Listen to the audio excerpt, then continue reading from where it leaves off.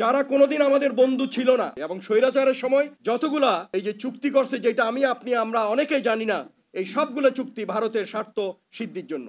আমাদের পার্শ্ববর্তী দেশ যারা আমাদের বন্ধু নয়, যারা কোনোদিন আমাদের বন্ধু ছিল না, ওরা ওদের স্বার্থ সংশ্লিষ্ট ব্যাপারেই আমাদের কাছে আসছে। স্বার্থ শেষ, চলে গেছে। আমার এখনো মনে পড়ে 1/11-এর পরের সরকারের সময় আমাদের দেশে চালের সংকট দেখা দিয়েছিল। আমি মিডিয়াতে দেখছি ভারতের অ্যাম্বাসেডর ছিল, রাষ্ট্রদূত ছিল, সে বলতেছে, এক সাংবাদিক জিজ্ঞেস করছে যে চালের কি হবে, বলে চাল আমরা না খেয়ে আপনাদের দেব।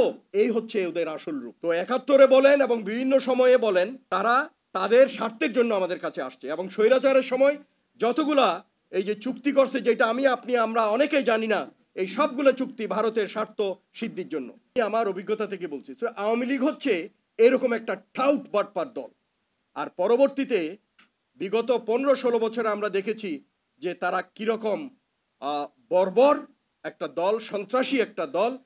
কি বলেন, 71 সালে পাকিস্তানিরা যে অত্যাচার আমাদের দেশে করেছে, যেই খুন খারাপি করেছে, আমার তো মনে হয় এদের আওয়ামী লীগের যেই সহিংসতা, যেই গুম খুন হত্যা অত্যাচার, এগুলো তো মেনে নেওয়া যায় না। কারণ এরা তো আমাদের দেশের লোক। পাকিস্তানিরা তো ওয়েস্ট পাকিস্তান থেকে ছিল, ওদের সাথে আমাদের অনেক কিছু অমিল ছিল, ভাষা, কথাবার্তা, দৈহিক গড়ন, চাল চলন, অনেক কিছু।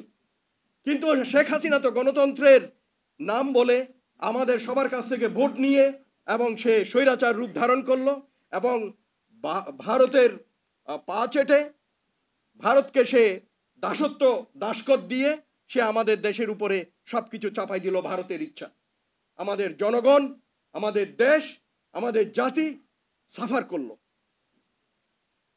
তো যে জিনিসটা আমি বলতে চাচ্ছি, যে এখন যে নির্বাচন হবে, এই নির্বাচন এর আগে বক্তারাও বলে গেছে, যাতে সময় মতো হতে না পারে সেজন্য অনেক সোশ্যাল মিডিয়াতে গুজব ছড়াচ্ছে, উস্কানি দিচ্ছে, বানোয়াট গল্প ছড়াচ্ছে, বানোয়াট আশঙ্কা ছড়াচ্ছে, যাতে জনগণের মাঝে একটা বিভ্রান্তি, একটা শঙ্কা তৈরি করতে পারে।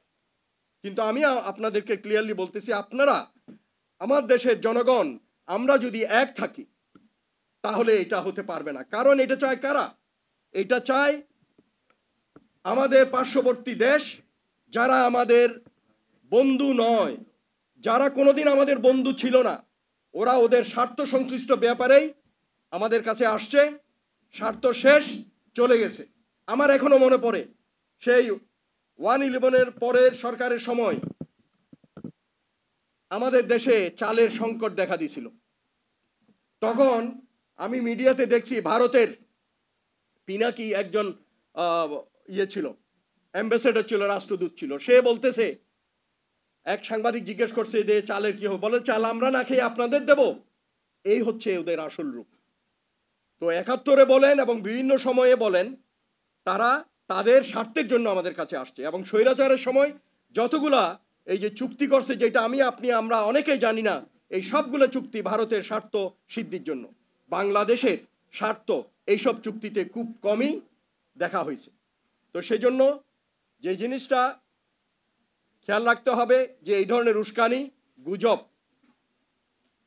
যারা ছড়াচ্ছে তাদেরকে প্রতিহত করতে হবে। এগুলো শেয়ার করবেন না ফেসবুকে, এবং নির্বাচনের মাধ্যমে যাতে একটা সুস্থ গণতন্ত্রের দিকে আমরা এগিয়ে যেতে পারি সেই চেষ্টা করতে হবে। কারণ ভারত চায় না এই নির্বাচন হোক, ফেব্রুয়ারিতে হোক, এবং সেই জন্য ওরা বিভিন্নভাবে বিভিন্ন নাশকতা শুরু করছে। আপনারা জানেন, বিভিন্ন উসিলাতে শেখ হাসিনার রায় বা অন্যান্য কারণে হিল ট্রেক্সে গুতাচ্ছে, ইসকন নিয়ে, তারপর মাইনরিটি নিয়ে, এক একটা জিনিস নিয়ে সেই 8ই আগস্টের পর এরা আমাদের দেশে বিভিন্ন ঘটনা ঘটায় যাচ্ছে, যাতে আমাদের দেশের মানুষ শান্তিতে থাকতে না পারে, সরকারকে ব্যর্থ প্রমাণ করার জন্য। আরে ভাই, এই সরকার আসছে, এটা তো চলে যাবে। তো এইটা ওরা চায় যে ইলেকশন যাতে না হয়। এখন যেটা আমি বলবো, যে সরকারের করণীয় কি?